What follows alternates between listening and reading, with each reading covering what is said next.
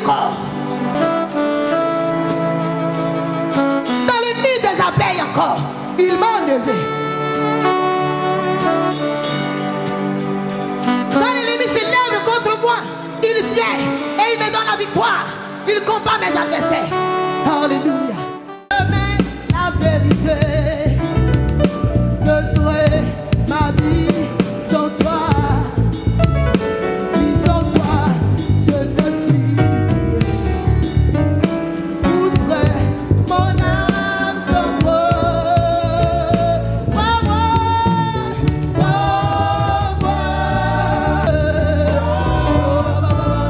Je veux y aller. Amène-moi où tu veux. Ce matin, je voudrais vraiment partager avec vous un petit chapitre, un petit verset, un encouragement, le fondement de notre foi. Quel est le fondement de notre foi en Christ? Le fondement de notre foi.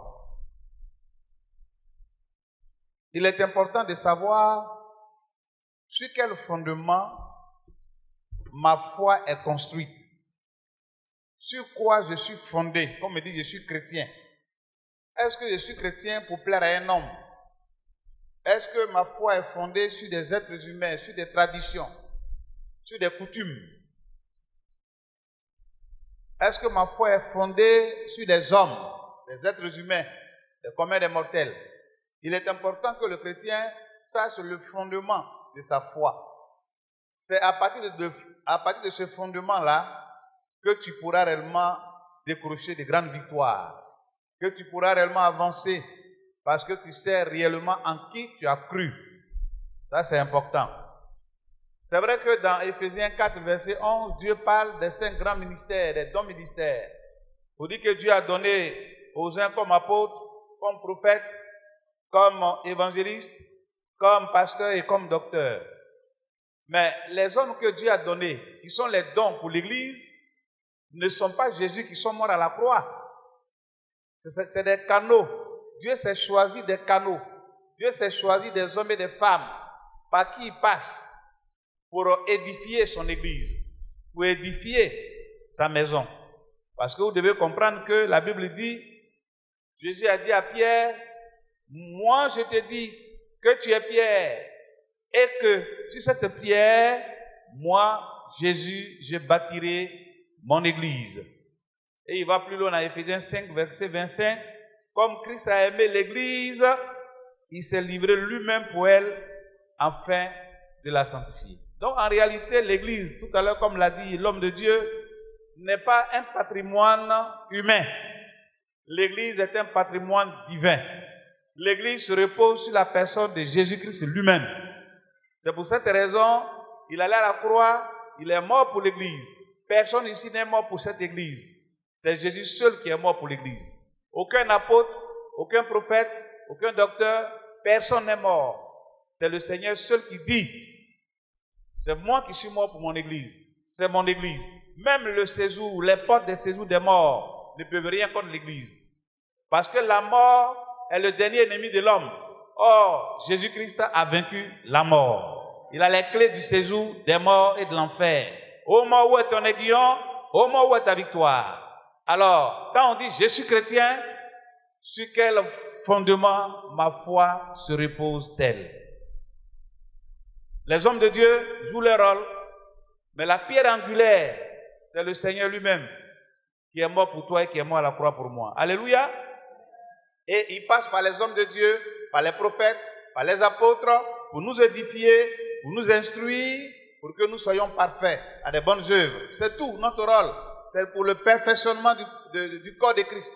Sinon, ce n'est pas moi, apôtre, qui suis mort à la croix. C'est Jésus qui est mort à la croix. Donc, il est important que chacun sache le fondement sur lequel il repose sa foi avant d'agir. Si ton fondement n'est pas solide, tu vas t'écrouler. Si ton fondement n'est pas solide, tu ne subsisteras pas aux tentations et aux épreuves. La Bible dit dans 1 Corinthiens, le chapitre 3, le verset 11 à 15, car personne ne peut poser un autre fondement que celui qui a été posé, à savoir Jésus-Christ. Or, si quelqu'un bâtit sur le fondement avec de l'or, de l'argent, du foin, l'œuvre de chacun sera manifeste. Donc, ici, l'apôtre Paul dit que lui, il a posé le fondement, car personne ne peut poser un autre fondement que celui de Christ. Donc, en réalité, le fondement de notre foi, c'est le Seigneur Jésus-Christ lui-même. Alléluia. Maintenant, la question qui est posée, comment nous bâtissons sur le fondement qui est Christ, notre vie? Quelles sont les vertus? Qu'est-ce qu'on met sur ce fondement solide? On est dans un gros temple, un joli temple, un bel édifice. Mais il y a quelque chose qu'on ne voit pas. On voit la peinture, on voit la lumière, on voit les tôles, on voit la chair, on voit l'autel. En tout cas, tout est beau. Mais il y a quelque chose qu'on ne voit pas qui joue un rôle très important. C'est la fondation. La fondation, on ne la voit pas. Qui est le fondement de ce bâtiment. Ce qui fait que le bâtiment tient. Quand il y a les vents, il y a les vents et marées, ce qui fait que ça résiste aux tempêtes, c'est parce qu'il y a une bonne fondation. Si la fondation est en sable, on n'a pas mis assez de ciment, on n'a pas mis le béton, les experts, à la bâtière, les ingénieurs n'ont pas fait un travail parce que vous êtes dans un lieu un peu marécageux. Ça veut dire que vous avez travaillé le sol, vous avez rempli ce marécage-là. Ils ont mis beaucoup de béton, beaucoup de sable. Tout cela, la sable, d'abord la terre rouge, ensuite de suite. En tout cas, ceux qui ont travaillé cet immeuble-là, ils savent ce qu'ils ont mis en bas. Et ce qui fait que le temple est solide, c'est à cause de sa fondation. Le fondement est solide. Donc, on ne voit pas Jésus, mais est-ce que Jésus est en toi? Est-ce que le fondement est vraiment en toi? Est-ce que Jésus est vraiment assis en toi? L'apôtre Paul, à travers Galates, dit, si je vis, ce n'est plus moi qui vis, c'est Christ qui vit en moi. C'est vrai qu'on te voit physiquement, mais est-ce que tu es assis sur une belle fondation à la personne de Jésus-Christ? Maintenant, comment tu bâtis? Lorsqu'on a fait la fondation de la maison, les briques sont sorties. Mais un maçon ne peut pas réellement, le maçon suit ce que l'architecte a tracé. Regardez si le mur était tordu, le bâtiment serait en danger. Donc la fondation est posée. Mais comment nous bâtissons sur la fondation? Jésus est ton fondement. Mais comment tu bâtis ta vie chrétienne sur le Christ? Est-ce que tu le bâtis avec un mur tordu? Le mur là, il est droit et il est joli à voir. Et la peinture que vous voyez comment? C'est fait à dessin. Ça suit l'architecture. Sur le plan architectural, le bâtiment est bien configuré. Il faut que tu sois un chrétien bien bâti. Un chrétien qui est assis véritablement sur une bonne fondation solide. Pas un chrétien qui a bâti sa vie chrétienne et puis lui-même il est tordu. Pas un chrétien qui a bâti sa vie chrétienne et puis lui-même il regarde encore en arrière. Il n'est pas sûr de la fondation. Il n'est pas sûr du fondement. Jésus a dit, effectivement, si tu mets la main à la charrue et que tu regardes derrière, c'est que tu es déjà disqualifié. Comment tu construis ta maison? Parce qu'on n'oublie pas que tu es le temple de Dieu, tu es le temple du Saint-Esprit. Et comment tu bâtis ta maison sur ce fondement qui est Christ et qui est l'auteur de la résistance de notre foi. Alors, la première chose que je voudrais que tu construises sur le fondement, c'est ta fidélité. Sois un chrétien fidèle. Voilà la meilleure vertu. Le premier élément que tu dois développer dans ta vie pour bâtir ta vie chrétienne sur le fondement qui est Christ, n'abandonne jamais le Seigneur. Sois un chrétien, une chrétienne fidèle. Quels que soient les vents et marées, sois toujours fidèle. Jésus n'a jamais rétrogradé. Il est resté fidèle jusqu'à la mort, jusqu'à la croix de la mort. Alléluia. Et la Bible dit que c'est par la foi, dans Hébreux chapitre 11, verset 11, c'est par la foi que Sarah, elle-même, malgré son âge avancé, fut entendue capable d'avoir une postérité. Parce qu'elle crut à la fidélité de celui qui avait fait la promesse. Pourquoi tu dois être fidèle? Sois fidèle à cause des promesses que le Seigneur t'a faites. Si tu n'es pas fidèle, comment les promesses vont s'accomplir? Il faut persévérer jusqu'à la fin dans la fidélité et tu verras la gloire de Dieu. Le chrétien qui est solide, c'est le chrétien qui persévère. c'est le chrétien qui espère. C'est le chrétien qui est plein de patience parce qu'il sait que c'est une prophétie dont le temps est déjà fixé. Même si elle tarde, elle s'accomplira. Certainement, elle s'accomplira. N'aie pas les regards inquiets. Regarde sur le fondement. Regarde sur la pierre angulaire. Et Sarah, 75 ans. Abraham avait 75 ans. Et Sarah de 90 ans. Qu'Abraham, 100 ans plus tôt, qu'Abraham a eu un enfant. Plus de 25 ans d'espérance. Parce qu'il croyait que Dieu allait intervenir. Il faut toujours croire. Dans la fidélité, il faut toujours croire. Il faut détruire en toi l'incrédulité, le doute. Comme le dit mon père en Christ, le docteur Dion, il faut mettre ton doute en doute. Et tu verras le Seigneur va ressusciter réellement l'espérance en toi au nom de Jésus-Christ. La fidélité, c'est le respect de ton engagement. Seigneur, je vais te suivre jusqu'à la mort. Seigneur, tu as fait du bien à mes enfants. Tu as fait du bien à mon mari. Tu m'as fait du bien. J'ai eu un peu de travail. Mon salaire a augmenté. Oh Seigneur, je t'avais dit que si tu fais tout ça, je serai toujours chrétien jusqu'à la mort. Où sont tes engagements? Où est le respect de tes engagements? Où est ta détermination? Où est-ce que tu avais dit au Seigneur? La fidélité, on ne se dédie jamais. Ce qu'on a dit, on doit réellement l'accomplir dans notre vie. C'est le respect de ton engagement, de ton devoir. Dieu a fait pour lui, toi aussi, qu'est-ce que tu fais pour le Seigneur? Donc la fidélité, c'est un peu cela. Sarah a été fidèle. Elle a cru à la fidélité et elle a reçu l'enfant de la promesse. Si tu crois à la fidélité, si tu es fidèle, tu verras que les promesses vont s'accomplir dans ta vie au nom de Jésus-Christ.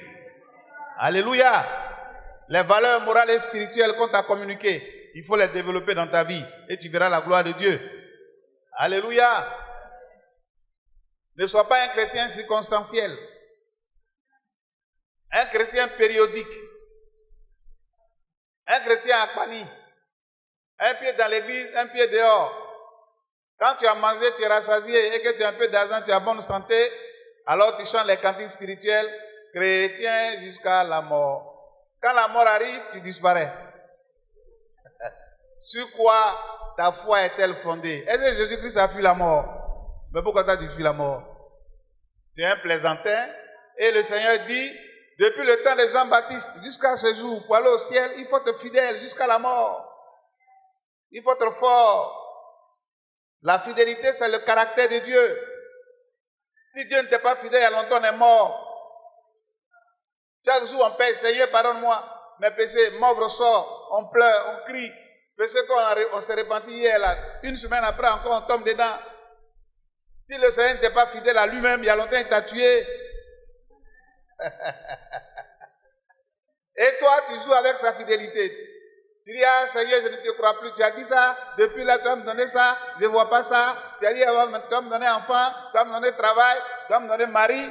Hein? Depuis là, je suis en train de vieillir. Seigneur, je vais vers la ménopause, il n'y a pas garçon, il n'y a pas client. Seigneur, aie pitié de moi. Oh, oh, oh, oh. Le Seigneur dit, ma fille, je suis mort à la croix là. Est-ce que j'étais une fois abandonné? Il faut rester fidèle, crois seulement. Mais ton doute en doute, sois fidèle. Comme Sarah, tu verras la promesse accomplie au nom de Jésus-Christ. Là où s'arrête la main des hommes, commence la main de l'Éternel. Parce qu'il ne partage pas sa gloire avec les hommes. Alléluia. Le caractère de Dieu, c'est sa fidélité. De génération en génération, Dieu a été toujours fidèle. Et le Seigneur dit, même si nous sommes infidèles, il demeure toujours fidèle. Dans 2 Timothée 2, verset 13. Si on est fidèle, lui demeure toujours. Si on est infidèle, lui demeure toujours fidèle, car il ne peut se renier lui-même. La fidélité, c'est le caractère de Dieu. Un chrétien qui n'est pas fidèle à ses engagements, qui n'est pas un bon chrétien, c'est qu'il a un pied dehors. La fidélité doit nous entraîner avec le Seigneur dans l'intégrité. Une personne fidèle est une personne aussi qui est obéissante. C'est ça, quand on dit je suis chrétien, ça veut dire que je suis obéissant. Dans Jean 13, 17, si vous savez ces choses, vous êtes heureux pour vous que vous les mettez en pratique. Vous savez que la fidélité rime avec l'obéissance. l'obéissance rime avec la confiance. Voilà les trois choses. Si tu es fidèle, c'est que tu es obéissant. Si tu es obéissant, c'est que tu as mis ta confiance dans quelque chose. On ne peut pas réellement obéir à ce qu'on ne croit pas. Même le mariage. Pourquoi madame fait ça? Tu dis à madame, fais ça, elle est obéissante. Monsieur fait ça, monsieur fait. Pourquoi?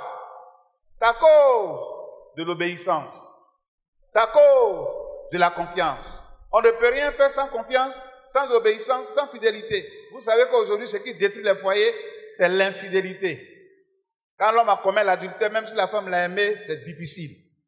L'infidélité, vice-versa. Mais quand on est fidèle, c'est qu'on est obéissant. Quand on est obéissant, c'est qu'on croit, on a mis sa confiance dans quelque chose.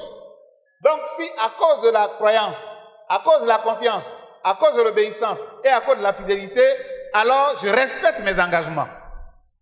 C'est cela avec Dieu. Dieu, Jésus est mort sur la croix, tu es sauvé. Il faut que tu sois fidèle. Il te dit, ma fille, ne fais pas ceci, mon fils ne fait pas cela. Il faut que tu sois obéissant. Mais maintenant, tu as demandé des choses au Seigneur, des promesses. C'est ton droit. Mais il ne t'a pas encore donné. Est-ce pour autant tu vas l'abandonner? Non, il faut lui faire confiance. Les promesses vont s'accomplir, il est Dieu. Alléluia. Et dans la Bible, il y a beaucoup de personnages, beaucoup de personnes qui ont été fidèles et que Dieu a honorés. On prend le cas d'Ézéchias. Ésaïe 38, verset 1 à 5. Vous savez que ce roi-là était malade. Et Dieu a envoyé un de ses prophètes pour lui dire qu'il va mourir. Et quand il a pleuré, Ézéchias a dit, oh Seigneur, aie pitié de moi. Il tourna le visage contre le mur et il fit cette prière éternelle. Éternel, aie pitié de moi. J'ai été fidèle dans tout ce que tu m'as demandé. Le prophète allait dire qu'il va mourir. N'est-ce pas? Pour Ésaïe 38, verset 1 à 5. Le prophète a dit que tu vas mourir. Et quand, effectivement, le roi Ézéchias a commencé à rappeler sa fidélité à Dieu, quand le prophète est sorti, il lui a dit, retourne, va lui dire qu'il ne va plus mourir. Tu vas ajouter 15 années encore à sa vie. Vous voyez, lorsqu'on est fidèle, rien n'est impossible à Dieu dans ta vie. Dis à ton frère, à ton voisin, si tu es fidèle, rien ne sera impossible pour Dieu dans ta vie. Alléluia. Alléluia. Soyons fidèles. Ne faisons pas comme un disciple de l'Ancien Testament, il s'appelle Géasi. Dans 2 Rois 5, 21 à 27, l'histoire de Géasi. Vous avez appris l'histoire de Naaman le Syrien, qui était réellement un général, mais qui était lépreux. Alléluia. Et puis, il y a une petite fille, une sœur qui a dit, ah, ma maîtresse, il faut dire au roi là, il faut dire au général qu'en Samarie, nous on a un prophète qui s'appelle Élisée, il peut le guérir. Alors, le roi donne ordre, Naaman, le lépreux, il est général mais il est lépreux. Donc il va en Samarie, il trouve Élisée, il a cru qu'Élisée va faire des simagrées, il va parler en langue, il va prophétiser. Il dit non, général, tu veux te guérir? Il dit oui. Bon, est-ce que tu vois l'eau qu'elle a là? Il dit oui, je vois l'eau. Il faut te nager, il faut plonger dedans 7 fois seulement. Tu rentres dedans une fois, tu sors. Une fois, 7 fois. 7e fois, le chiffre de la perfection, le chiffre divin, tu seras guéri au nom de Jésus-Christ. Alors, le lépreux, il est tellement orgueilleux. Il est malade et puis il est orgueilleux. Vous voyez, on est souvent malade spirituellement, on est malade physiquement même là, et puis on est orgueilleux. Tu as un bibon, tu as un pirong là. Ta femme dit, il faut enlever chose là, on va faire. Tu dis, non, orgueil. Tu es malade de haut, tu es orgueilleux. Tu n'es pas malade de haut, tu es orgueilleux. Tu cherches quoi dans la vie? Tu es général, mais tu es lépreux. Jette-toi dans l'eau. Il ne veut pas.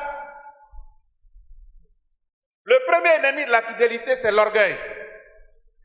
Si tu n'es pas humble, tu n'es pas intègre, tu n'es pas fidèle, tu ne peux pas réellement t'abaisser. Et maintenant, on lui a dit, il faut t'abaisser. Il s'est lavé 7 fois, et puis il est devenu pur. La lèpre a disparu. Maintenant, il y a un disciple là, issu le prophète, qui s'appelle Géasi. Quand il a vu que le monsieur est venu avoir beaucoup d'argent, beaucoup de biens pour donner au prophète après sa guérison, le prophète dit que je ne prends pas. C'est trop mal placé. Pourquoi maintenant que tu es guéri, tu me donnes l'argent? Non, ce n'est pas donner ça. Je n'en ai pas besoin. Il faut aller avec. Tôt ou tard, si tu veux faire don, fais don. Parce que ce que je viens de faire là, ce n'est pas moi le prophète qui l'a fait. C'est le Seigneur à travers moi. Il m'a choisi pour opérer les miracles. C'est lui qu'il faut adorer. Mais pour le moment là, je ne prends pas. Discussion. Bon, le monsieur, le général a pris tout c'est bien. Et puis il est retourné en Syrie. Il est retourné. Géasi, qui est le disciple d'Élisée le prophète, il dit, mais mon pasteur là, il ne vaut rien. Hein? Actuellement où les temps sont durs, et c'est celui qui a demandé. Pourquoi il ne prend pas? D'accord? Comme il aime se reposer souvent, il n'a qu'à aller se reposer. Moi, je vais suivre Naaman. Et effectivement, Élisée allait se reposer dans sa tente. Géasi va poursuivre le général pour aller prendre ce que son maître a refusé. Et il a couru, et le général dit, mais Géasi, qu'est-ce qu'il a dit? Non, mon maître m'envoie. Il dit, il veut ça maintenant. Ce qu'il t'a dit, qu'il ne prend plus, il va prendre maintenant. Donne-moi. Et on lui a donné l'argent, on lui a donné des tuniques. Et comme il a pris une maison dans le secteur là-bas, là, il allait mettre tout cela dans une maison. Et il est maintenant venu se présenter devant Élisée qui dormait. Or, Élisée savait qu'il était absent. Regardez ce qui va se passer. Je vais vous lire comme ça. Mais Élisée lui dit, d'abord il a dit, Géasi, où étais-tu passé? Il dit, Seigneur, comment tu sais que c'est là où tu m'as laissé là que je suis resté où? Je ne suis ni allé à gauche, ni à droite. Maintenant, Élisée, c'est un prophète. Mon esprit n'était pas absent lorsque cet homme a quitté son char pour venir à ta rencontre. Est-ce le temps de prendre de l'argent et de prendre les vêtements, puis des oliviers, des vignes, des brebis, des bœufs, des serviteurs et des servantes? La lèpre de Naaman s'attachera à toi et à ta famille. Voilà la conséquence de l'infidélité. Dieu, il est bon, mais il est fidèle et il est juste. Tout ce que Dieu a fait pour toi dans ta vie là, si tu peux le remercier par ingratitude, par désobéissance, il va s'occuper de toi d'une autre manière. Alors, à l'encontre des pasteurs, vous avez le pasteur, vous avez le prophète, on vous envoie en mission, il y a beaucoup de choses qu'on peut vous donner comme bien, c'est votre droit. Signalez-le, mais ayez le discernement des esprits. Est-ce que c'est le temps de prendre, c'est le temps de me corrompre? Lui, c'est un corrompu, il aimait tellement l'argent, Géasi. Mais la conséquence, la lèpre de Naaman qu'il a laissée dans le Jourdain, là, s'attache à toi. Sur place, le disciple est devenu lépreux, sa femme est devenue lépreuse, tous les enfants sont devenus lépreux, ils sont tous morts lépreux. Nous sommes dans la période de la grâce, mais la grâce de Dieu est trompeuse. Souviens-toi de tout ce que Dieu a fait pour toi à travers ces hommes de Dieu. Et sois fidèle jusqu'à la mort. Le ciel et la terre passeront, mais la parole de Dieu qu'on t'a communiquée ne passera jamais. C'est la fidélité. C'est vraiment important. Alléluia. Alléluia. Vous connaissez l'histoire de Job. Job a souffert. Il a perdu ses 10 enfants le même jour. 7 garçons, 3 filles. Il a perdu tous ses biens. Il était malade même. Il avait l'ulcère de peau. Bon, en pareille circonstance, quand monsieur a perdu son travail, il a perdu tous ses biens. Il a perdu tous ses 10 enfants le même jour, au funérailles. Il est resté madame, et puis monsieur Job et sa femme. Normalement, qui doit consoler qui? Hein? C'est les deux qui doivent se consoler, non? Voilà. Mais vous savez ce que la femme de Job a dit à son mari Job? Elle dit, chérie, si tu m'aimes là, avec tout ce que j'ai vécu là, tu as trop connu d'épreuves. Tu as trop souffert. C'est quel Dieu qui t'a mis trop à l'épreuve comme ça. Et puis tu es fidèle comme ça. Chérie, tu vois quoi? Si tu m'aimes vraiment, que je suis ta femme là. Regarde ton Dieu là, c'est un criminel. 10 enfants des mis au monde, il les a tous tués. Et tu me demandes d'aller à l'église. Donc c'est pas la peine. Ce que je te demande, si tu m'aimes vraiment là, il faut maudire Dieu maintenant. Tu le maudis et puis tu meurs. Une femme qui aime son mari peut souhaiter la mort de son mari s'il n'y a pas quelqu'un derrière. Si tu n'es pas amant encore. Une femme normale peut dire à son mari dans la souffrance, meurs. Parce que s'il ne meurt pas là, tu ne vas pas te remarier. Meurs. Quand on dit meurs, j'arrive là-bas, chérie, un deuxième bureau. Job lui a dit, je ne mourrai point. Tu es bête, ça ne va pas chez toi, tu es insensé.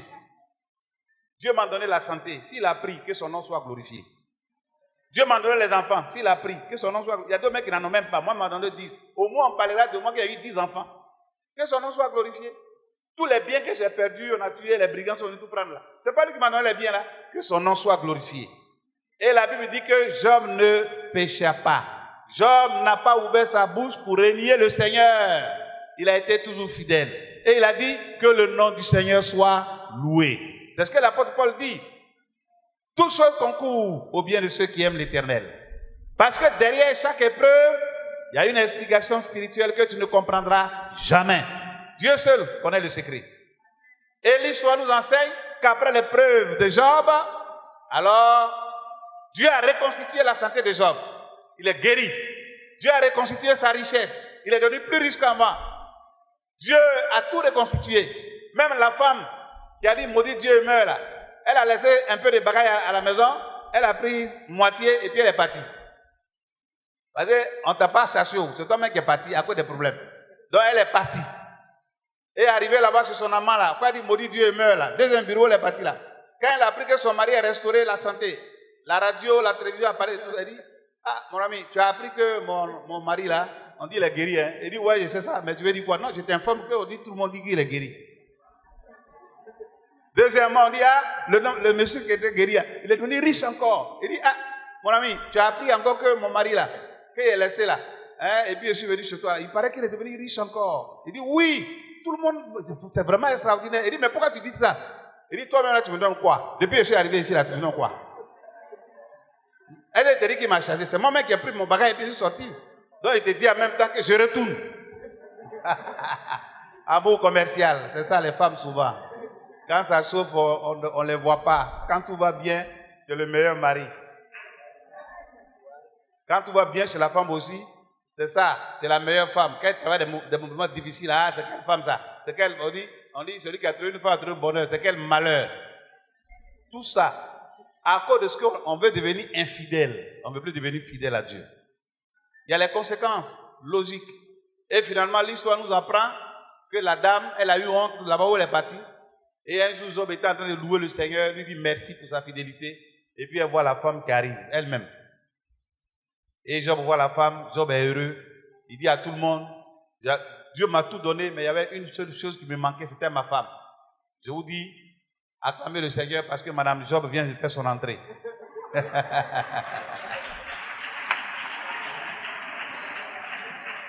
Pendant que nous acclamons le Seigneur, Madame Job a la tête baissée. Parce qu'on ne t'a pas renvoyé, c'est toi qui as pris le bagage.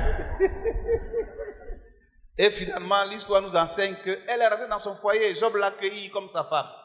Mais le problème, c'est que Job a perdu 10 enfants. Il a tout. Il dit, hé Seigneur, et mes enfants? Dieu dit à Job, mais Job, c'est parce qu'il n'y a pas de femme. Maintenant que la femme est venue, Job, il ne faut pas t'inquiéter, c'est moi qui ai dit que même tu vas enfanter plus de 7 fois. Job, il dit, oui Seigneur, tu as été tellement fidèle, il faut aussi être fidèle à ta femme. Même si elle a triché là-bas, elle reste ta femme. Job, cette nuit même, il faut attaquer.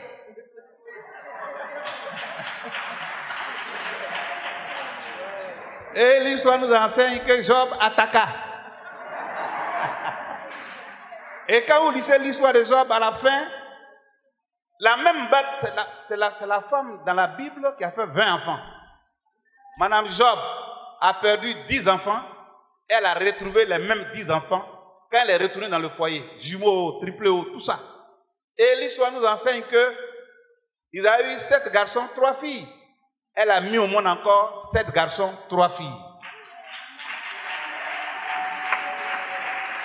Alors, quelqu'un dit, ceux qui étaient morts, le Seigneur les a ressuscités. Est-ce que ton foyer est mort ce matin? Je proclame la résurrection.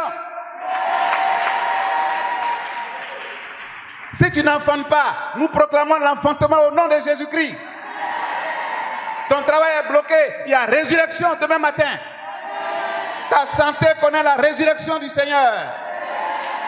Quand on est fidèle, c'est résurrection sur résurrection. Tout ce qui est bloqué dans ta vie est débloqué au nom de Jésus-Christ. C'est ça l'histoire des hommes. Et c'est une référence. Donc, quand on est fidèle à Dieu, c'est le caractère de Dieu. Lorsqu'on est fidèle à Dieu, c'est moral, c'est spirituel. Ne sois pas ingrat. Quand tout va mal, accroche-toi. Le Seigneur n'a jamais rétrogradé. Et il sera toujours avec toi jusqu'à la fin du monde. Alléluia. Vous connaissez l'histoire d'un certain Jephthé dans Juges chapitre 11, verset 30 à 40. Il s'appelle Jephthé. Lui, dans le livre des Juges, il a dit à Dieu, je m'en vais en guerre. Si je gagne la guerre, je serai fidèle à toi. Mais voilà le signe de ma fidélité. Quand je vais revenir et que le peuple sera content, en train de louer parce qu'on a eu la guerre, la première personne qui va sortir de ma maison, je la sacrifie. Je vais la sacrifier. Je vais le sacrifier pour toi. Ah bon, juge, ah bon, Jephthé, oui, Seigneur, je serai fidèle jusqu'à la mort. Il a eu la victoire, il rentre à la maison. La première personne qui sort de sa maison, c'est sa première fille, sa fille unique, vierge. Et l'histoire nous enseigne que Jephthé a déchiré son habit. Il dit, mais ma fille, pourquoi m'as-tu fait ça? Ah bon, c'est un enfant de quelqu'un d'autre que toi tu es. En matière de fidélité, c'est ce qui te coûte cher que Dieu voudra prendre. Pour voir si ce que tu dis est vrai. Il a sacrifié sa première fille vierge, pas quelqu'un d'autre. Et comme elle était vierge, elle a dit à son papa, ne doute pas, père, je suis d'accord avec ce que tu as dit à Dieu. Il faut me sacrifier. Mais comme je suis vierge, je vais aller avec mes camarades, on va fêter ma virginité. Je vais pleurer ça pendant 2 mois. Quand je vais revenir, il faut me sacrifier à ton Dieu que tu as promis. Fidélité. C'est ça le vœu. La fidélité est un vœu. Si tu as renié à ton vœu, Dieu dit tu es un homme insensé, une femme insensée. Donc, ne rétrogradons pas, ne rénions pas le Seigneur. Alléluia. Alléluia. La plupart des disciples sont morts dans la fidélité. Avant de terminer, l'autre forme de fidélité. La plupart des disciples sont morts fidèles. Regardez l'apôtre Jean, ou bien l'évangile selon Jean, Jean-Baptiste, si vous voulez, on prend le cas de Jean-Baptiste, le précurseur de Jésus, qui est venu pour dire, aplanissez le chemin, la montagne, le Seigneur arrive. Il est mort comment? Il est mort lors d'une manifestation où il a dit la vérité au roi, Hérode, la femme que tu as là, ce n'est pas ta femme. Pourquoi? Il lui a dit la vérité. Jean-Baptiste lui a dit la vérité. Et la femme avait une fille, elle a tellement bien dansé devant le roi. Le roi dit, demande-moi ce que tu veux. Elle va consulter sa maman, en tant qu'amour maternel. Maman, le roi dit que, comment tu connais notre galère, on souffre. Il dit, même la moitié, il veut nous donner des biens. Il dit, non, si ma fille, tu m'aimes très très très bien là, il faut dire, ne qu'à donner la tête de Jean-Baptiste. Pourquoi me dit la vérité? Il ne faut pas qu'il m'a humilié tout ça là. Donc pour l'honneur de maman, pour ses intérêts, on a tué Jean-Baptiste. Ça c'est quel drôle de mère.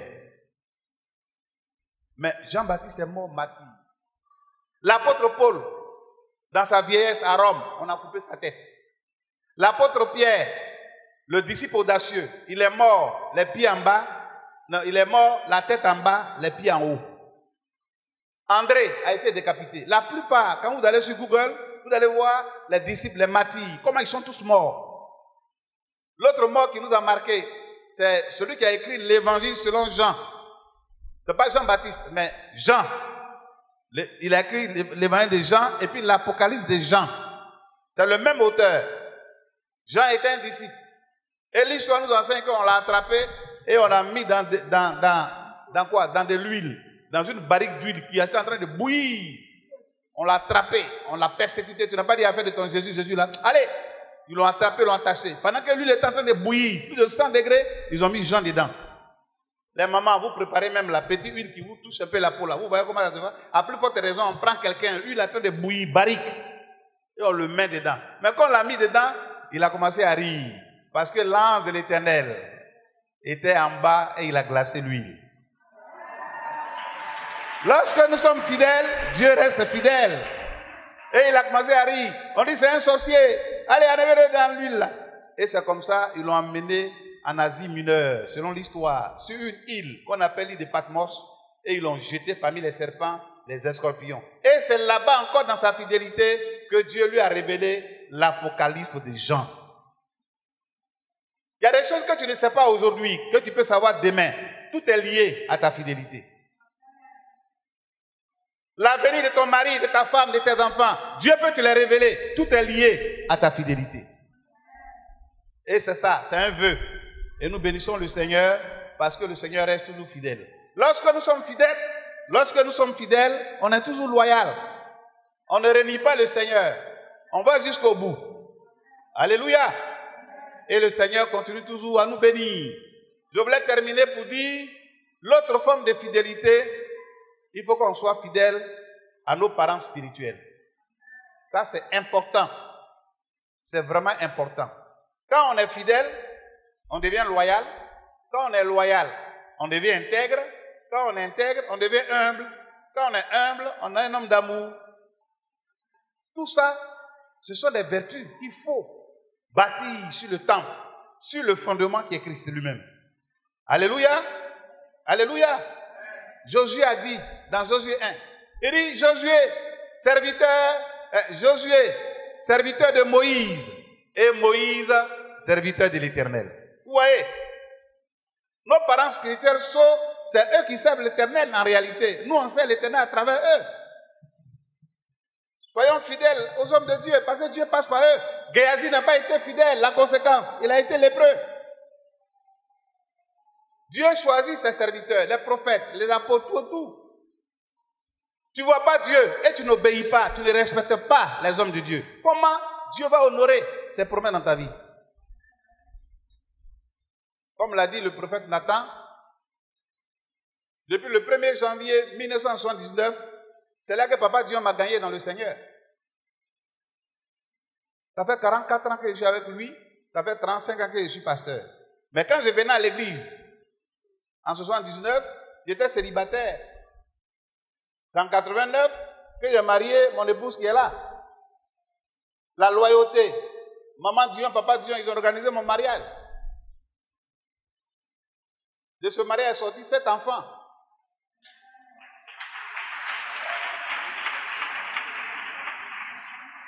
Six filles, un seul garçon. 3 filles en haut, 3 filles en bas, et Dieu l'a mis au milieu. Mais c'est à cause de la fidélité, de la loyauté. C'est à cause de l'amour que Papa Dieu a et son épouse. Quand tu es loyal à l'homme de Dieu, tu es fidèle, Dieu passe par lui pour résoudre tes problèmes. Tu ne vois pas Dieu, mais le prophète est là. Pas parce qu'il est Dieu, mais Dieu dit, j'ai choisi les prophètes, les apôtres, les docteurs, j'ai choisi les pasteurs, les évangélistes. C'est sur leur fondement qu'on est transformé par le nom de Jésus-Christ. C'est la prédication du docteur Dion qui m'a transformé. Je dois être reconnaissant, être fidèle, être loyal. Et vous allez voir que Dieu, comme il est le Dieu de la loyauté, de la fidélité, il ne va pas te renier aussi. Parce que tu honores ses serviteurs. Tous les enfants ont réussi, tous les 7 ont réussi. Nous-mêmes, on est étonnés. On est étonnés. La fidélité que tu as pour le Seigneur et que tu as pour les hommes de Dieu va forcément se répercuter sur tes enfants et les enfants de tes enfants. On est étonné que notre première fille aînée décroche un doctorat en pharmacie. Mais tout ça, tous les enfants ont réussi, toutes les filles ont réussi. C'est la dernière qui est en seconde actuellement, mais tout le monde a réussi. Parce que tu es fidèle, Dieu ne t'abandonnera jamais. Écoutons les hommes de Dieu. Comme Josué l'a dit, je sais l'Éternel, mais je sais l'Éternel à travers Moïse. L'autorité spirituelle, il faut développer cela pour avoir une vie chrétienne stable. Vous savez, le diable peut passer par un pasteur, par un apôtre, par n'importe qui ici pour te faire rétrograder. C'est pour cette raison, le premier fondement, c'est d'abord le Seigneur. Mais il n'y a pas d'obéissance, il n'y a pas de victoire sans épreuve aussi. Même le diable peut te mettre à l'épreuve, on le connaît déjà. Mais ton frère en Christ qui est assis auprès de toi, que tu sais qu'il parle la langue, il prophétise là, il peut te mettre aussi à l'épreuve. Tout cela, Dieu permet cela pour voir si réellement tu es loyal et tu es fidèle à lui. Il ne faut pas avoir les regards inquiets, regarde sur le Seigneur et il te bénira. Alléluia. Alléluia. Lorsque nous sommes loyaux, nous sommes humbles, nous sommes fidèles aux hommes de Dieu, Dieu agit toujours. Dieu agit toujours. Et l'un des versets qui est vraiment important dans Hébreu, que j'ai souvent lu, qui est vraiment... La Bible dit qu'on ne doit pas gémir. Hein? Les hommes de Dieu ne doivent pas gémir en nous dirigeant. En nous dirigeant, ils ne doivent pas gémir.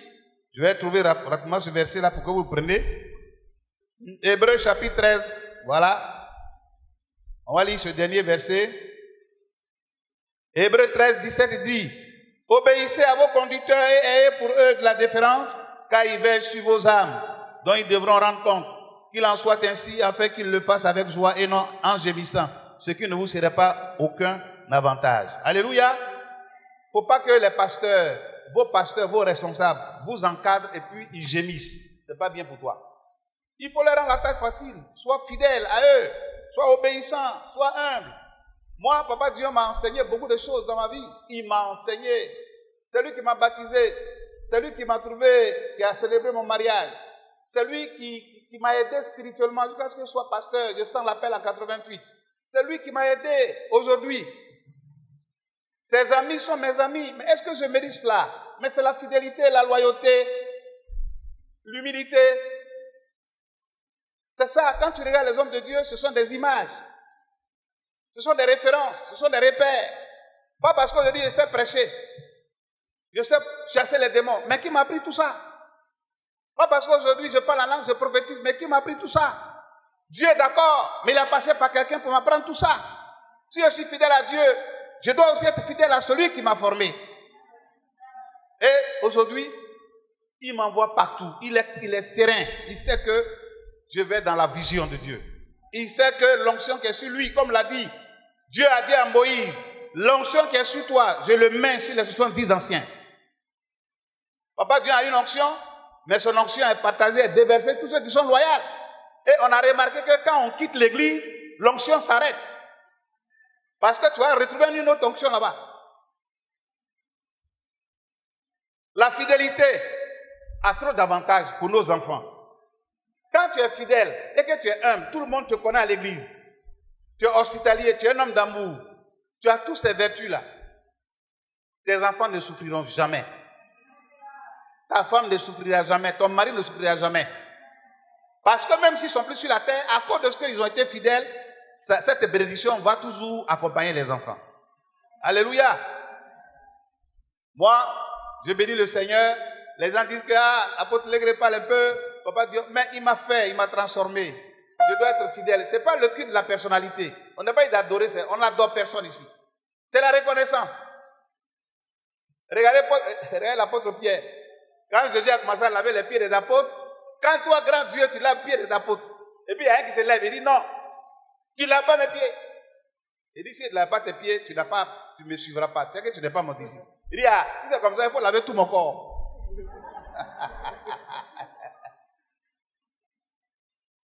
Pourquoi? Il faut être reconnaissant. Les hommes de Dieu ont beaucoup fait pour chacun d'entre nous. Grâce à Papa Dion, j'ai visité tous les continents du monde. Le seul continent que je n'ai pas encore visité, c'est l'Asie, c'est le Japon. Mais où il ne m'a pas envoyé? Va en France, en Italie, en Angleterre, en Suède, au Danemark, reviens, va au Canada, va aux États-Unis, reviens, va en Afrique, va au Kenya, va à Nairobi, reviens, va au Cameroun, reviens, La fidélité, la loyauté, ce sont les bénédictions du chrétien.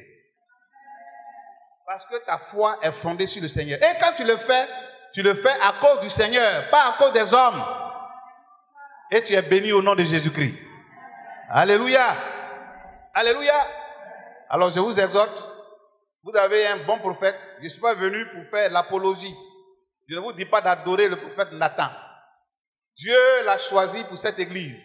Tous ses collaborateurs, pasteurs, tous les anciens que vous voyez là, ils ne sont pas venus ici en vain. Vous savez, avant de naître, personne n'a choisi sa famille. Avant de naître, personne n'a choisi son pays. Même ton ethnie, tu n'as pas choisi. Même ta maman, tu ne l'as pas choisi. Même ton papa, tu ne l'as pas choisi. Qui l'a choisi pour toi? Qui a choisi tes parents? C'est Dieu. Il y a des choses qui n'est pas de notre ressort. C'est le ressort du Seigneur. De la même manière, on ne choisit pas une famille, mais on est dans une famille. On ne choisit pas une église, on est dans une église.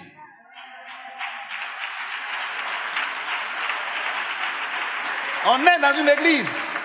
Ça, il faut que tu le saches. Je suis né œuvre mission, je demeure œuvre mission. Je n'ai pas le droit d'abandonner œuvre mission. À moins qu'on me prêche plus la vérité. À moins que je vois que l'homme de Dieu a dévié. Je suis d'accord. Mais on me prêche toute la vérité pour aller au ciel. La parole de Dieu pour aller au ciel. Pourquoi j'abandonne l'assemblée? On est dans une famille. Voilà pourquoi la Bible dit, dans Hébreu aussi, n'abandonnez pas votre assemblée comme c'est la coutume de certains. Le diacre m'a mal parlé, je quitte l'église. Le pasteur m'a mal parlé, je quitte l'église. Tanata m'a mal parlé, je quitte l'église. Maman pasteur m'a mal parlé, je quitte l'église. Arrivé au ciel, Dieu va te dire, et moi il t'a fait quoi? Tu dis, tu m'as rien fait. Ah d'accord. Ouvrier d'iniquité, je n'étais jamais reconnu parce que l'église là, c'est moi qui suis mort pour elle. J'ai choisi Nathan, j'ai choisi tant pour vous diriger. C'est pas eux qui sont morts à la croix.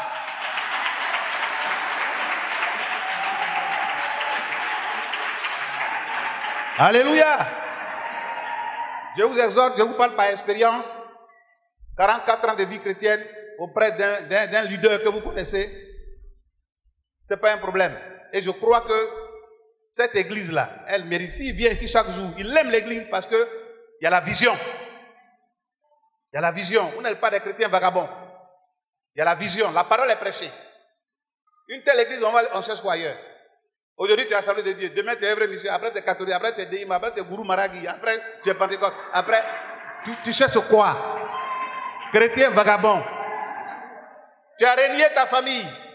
On ne renie pas une famille. On n'est pas né. On est dans une famille. Et on ne doit pas la renier. Quelque chose que ton père et ta mère sont, tu ne peux pas les renier. Tu peux remplacer ta femme. Tu peux remplacer ton papa. Tu peux remplacer ton ami. Mais tu ne peux jamais remplacer ta mère et ton père. Ta mère et ton père spirituel, tu ne peux jamais les remplacer. Personne ne peut remplacer Docteur Dieu dans ma vie. Il m'a donné l'évangile, sa femme m'a donné l'évangile. Même s'ils sont partis que Dieu, mais on ne pourra jamais les remplacer. Et pendant qu'ils sont vivants, fais preuve d'humilité, fais preuve de fidélité, fais preuve de reconnaissance. Et c'est tout cela qui est la fondation, qui est l'existence de la personne de Jésus en toi. Parce que tu possèdes désormais son caractère. Alléluia. Alléluia. Donc, je voudrais terminer pour vous dire que le premier ennemi, ce n'est pas Satan, c'est toi-même. Il faut laisser Satan. Satan fait que son nom est déjà gâté. Toi-même, tu fais des choses et tu mets là sur Satan. Hein?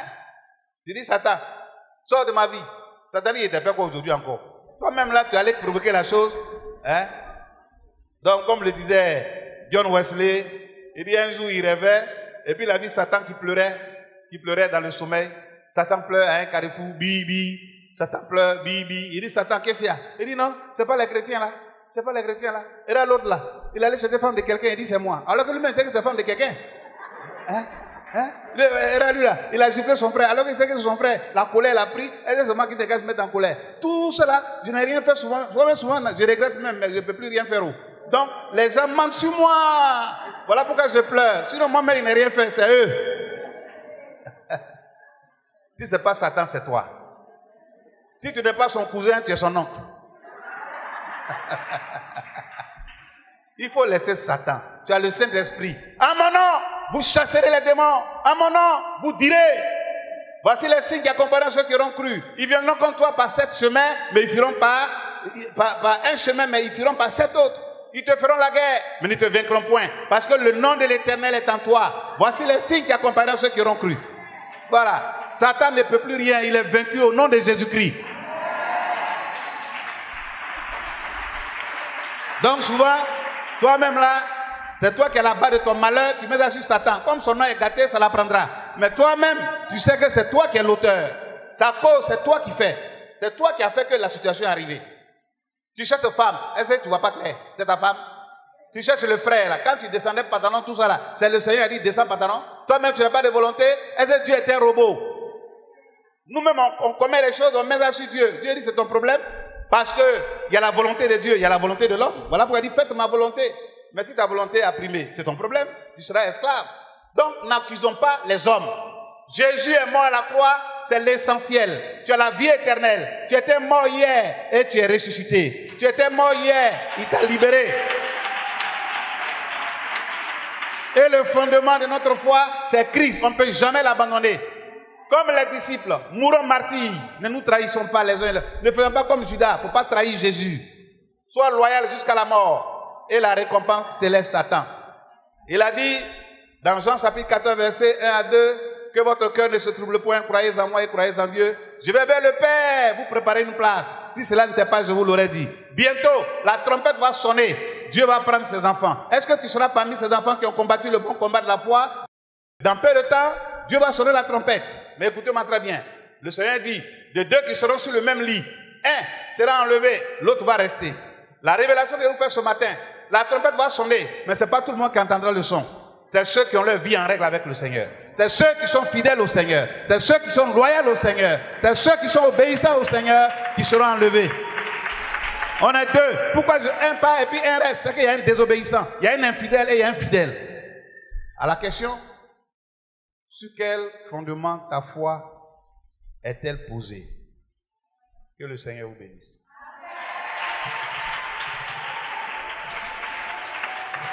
Maranatha.